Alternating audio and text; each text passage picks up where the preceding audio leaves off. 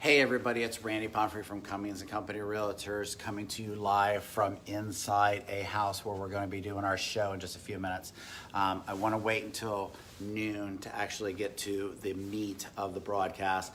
But first and foremost, I wanted to say a shout out to our awesome agent, Sandra Maxa, who is celebrating her 30th birthday today. So happy birthday, Sandra. I hope you are enjoying your well-deserved vacation. Also wanted to say congratulations to my niece, Monica, who just got accepted into a master's program. I know she's going to do awesome at that. So congratulations to both of you guys. Sandra for making it this far in life, and for Monica for setting up, to have a great life of your own as well. I want to wait until right around noon to get started. We do a lot of posts. These are all meant to help you guys out. We just did a post about the history of interest rates. You'll be maybe surprised to know that I've paid interest rates myself from everywhere from 2.75%, yeah, special story behind that, all the way up to 8% and everything in between. So interest rates definitely fluctuate. So best thing you can do is get the best rate you can at the moment. You don't want to put off your house buying. Sorry for the bright lights behind me. You don't want to put off your house buying just because the rate went up 0.25%. So hi everybody who's watching. I'm going to begin my thing on appliances. Oh, Siri's chiming in. She thinks I'm talking to her. These Apple Watch 4s are overactive. They're always talking to me all day long. So we're gonna start in about 30 seconds talking about appliances. And by appliances, we're basically gonna be talking about all the mechanicals in your house, whether it's the dishwasher, the stove, the refrigerator, the over-the-range microwave. We're not really gonna be talking about microwaves that sit on the counter, although they're great. And in my opinion, some of my favorites. But we're also gonna be talking about the washer, the dryer, the HVAC system, and of course the water heater. So we're going to start in the laundry room here, and I'm going to give you guys a little picture of our girls here. So we have the tan or beige dryer, front loading obviously, and then we've got a white with the blue wrapper still on it. Does that mean that it's new? Maybe. So what we can do is we can look inside, we can look and see if we can find any manufacturer date. So this was actually manufactured in April of 2018. It's important that you realize how old your appliances are. Appliances themselves are very easy to replace and cheap, and usually it's a do-it-yourself type thing. You can go to one of my favorite big box stores, Best Buy, get no interest financing for quite some time, get some points, and stuff along the way. So washer and dryer, very critical that you take a look at them. A lot of the people that are flipping houses nowadays, and here's a shout out to all you guys that are flipping houses, don't be lazy. Give your people a washer and dryer. You're not a new home builder. You're not going to leave them high and dry with no washer, dryer, and no refrigerator. Put those in there. If you want to wash your clothes, chances are they do too. And Mark is saying get rid of the flex duct. Good call, Mark. Thank you. I'm glad I noticed that. So glad you noticed that. I'm glad I noticed that you sent it to me. So as you look down behind, you can see how it's arranged. There's lots of different opinions about this, but basically the way this flexible duct work goes with all the ridges and everything, it can be a fire hazard. Never seen any of these catch on fire, but I've definitely heard about it. So definitely you want to keep an eye on that. Your washing machine, since we're going to point out the behind the scenes stuff, I really wasn't going to focus on this, but I think you can see this. This is the line where your washing machine goes into. They pretty much always have this. You want to make sure that it's attached somehow so it's not going to come out. Obviously, this is a electric dryer. If you are buying a house and you don't have a washer dryer in there and you don't see one of these plugs and you don't see a gas line nearby either, you may not be able to put a dryer in without making those adjustments. The washing machine is just going to take the normal 115 amp plug. So we're going to move on to our friend, the water heater here. We can tell that this is an older water heater by a few things. First and foremost, the blue and white color gives it away. This tells me that this baby is probably 15 to 20 years old. The other thing that gives it away is there's no expansion tank on the top. This is an electric water heater because it's got the electric line on top. You see the lines coming in and out. This is the cold water coming. No, this is the hot water going out. Sorry, this is the cold water coming in. And then this is the overflow, and it actually properly goes into a drain.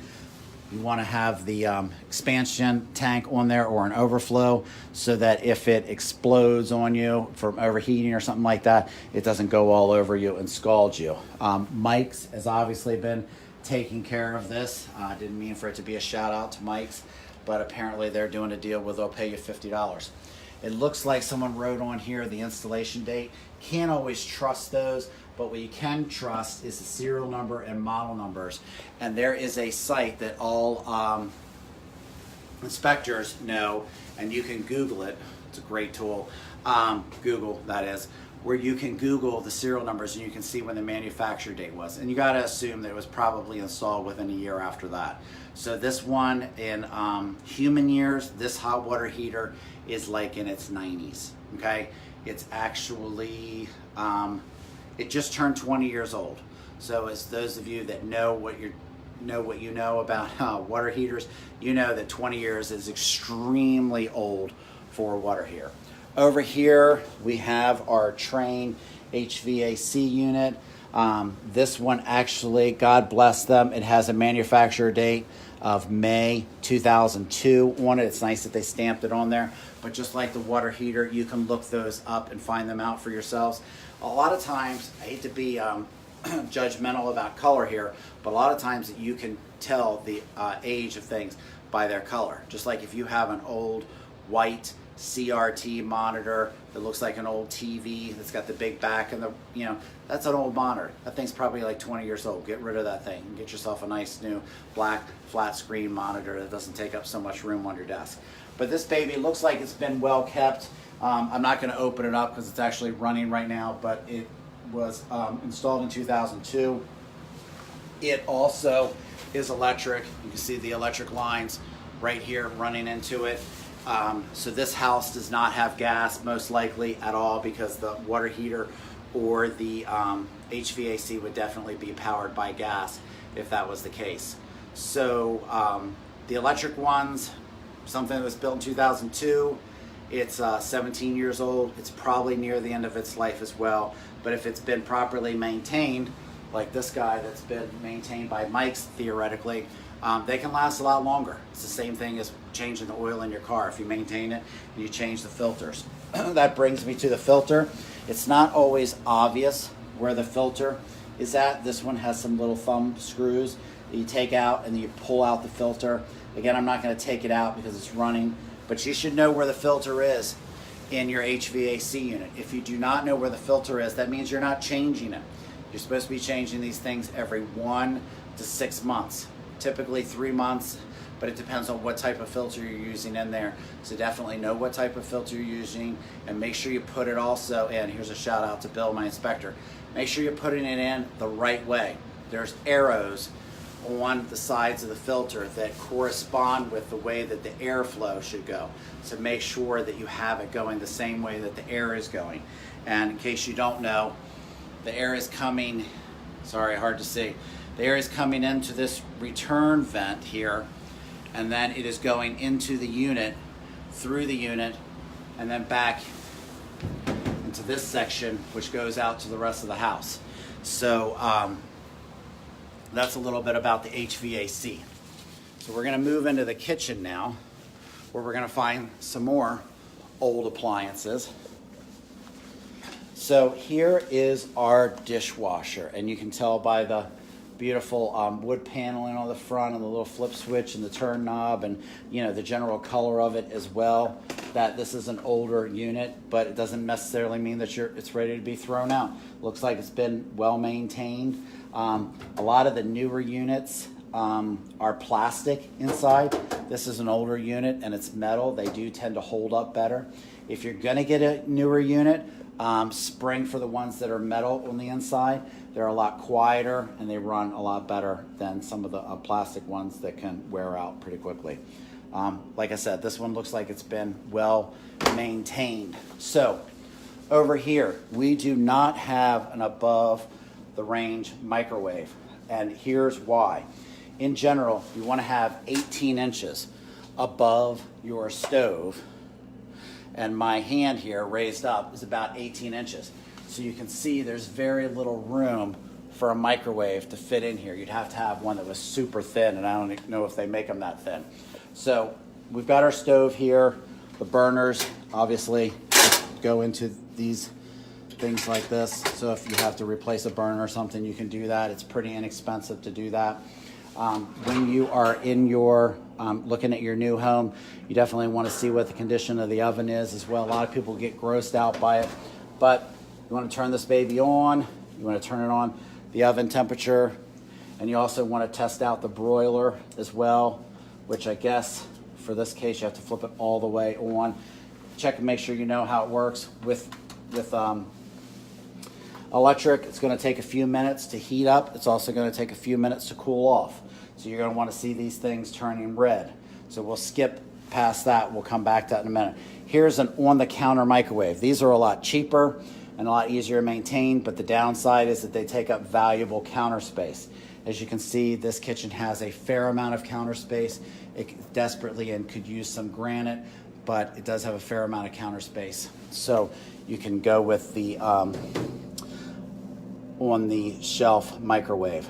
The main disadvantage that I see a lot of times with the above the stove microwave is that the above stove microwave, a lot of times those microwaves can actually be melted by the heat that's coming out of your stove.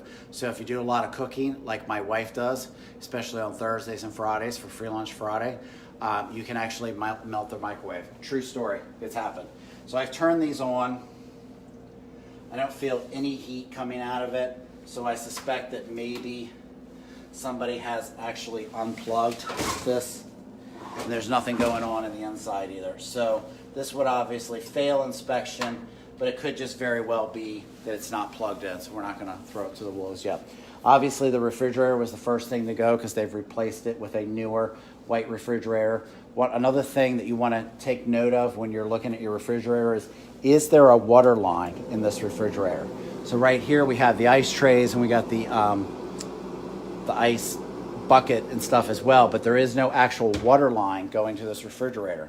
If you are on a slab like this house is, you're not going to put a water line in very easily at all because you're not going to go drilling through your slab, and you need to connect it to your water. So if your refrigerator is next to the sink, which of course this one is not, it's on the opposite side of the room, you're probably going to be stuck with getting a refrigerator that does not have a water line. So be aware of that. I want to make sure I bring out everything that I wanted to talk about each of the appliances. With the dishwasher, the new ones nowadays, they have the buttons up here, so you basically have a blank front. That's very nice and classy. With the stoves and the refrigerators now, they have a whole bunch of different textures to them. I kind of like the bluish black that hides the fingerprints. Those are great. Make sure you test it. When you go to the store, they're like this. Rub all over it. See if you see those fingerprints, because I can tell you firsthand that they will drive you nuts if they are there. So I recommend either the side-by-side or even better, the refrigerator with the drawer underneath, because you're going to be in and out of your refrigerator a lot more than you're going to be out of your freezer. It's okay to put the freezer on the bottom, but just check and make sure everything is working well. If you're buying a house, and it comes with it, obviously you're stuck with those, but you can request that repairs be made to the appliances, just like you request that repairs be made to the rest of your house as well. So, long story short, your HVAC, your water heater, not your hot water heater because we don't heat hot water, but those guys, they're going to be more expensive, when you're on your way into the house, there's three main things that you should really be looking for. These are long-term, expensive things that you might fix. And one of them is not in the scope of this video, and that is the roof. You can tell that from the curb. If you don't know how to read a roof, ask your realtor, ask your contractor, ask your mother. Ask somebody who will know how to read a roof and see what's going on with the roof. Also, take notice of the water heater. Is it gas? Is it electric? Approximately how old it is. You can make note of these things. You don't have to wait for your inspector to tell you that there's something wrong with them to realize that you need something to be fixed. So pay attention to your appliances. They're probably the first things that are going to quote unquote go wrong in your house. There's a lot of other things to pay attention to as well. We'll address those in weeks to come. If you have any questions, just let us know. And again, happy birthday to Sandra, who is in Aruba right now. Hope you come back safe and sound. And if you need anything, give us a call. Call me, Kim, Sandra, anytime, anywhere, and we'll be happy to help you. Hope you guys have a great day.